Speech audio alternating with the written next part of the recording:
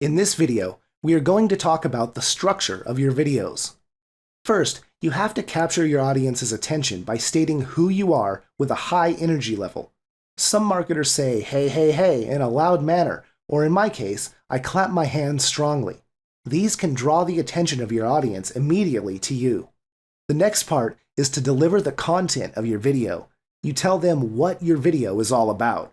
You can also tell the benefit of this video to your audience and then talk about the steps. This is very useful, especially when you are demonstrating a product.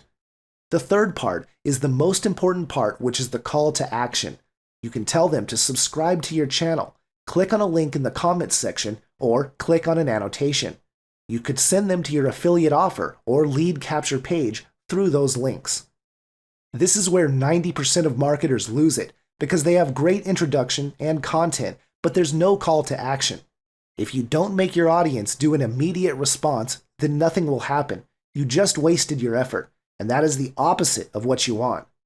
Again, you have to have these three parts to be successful in video marketing. See you in the next video.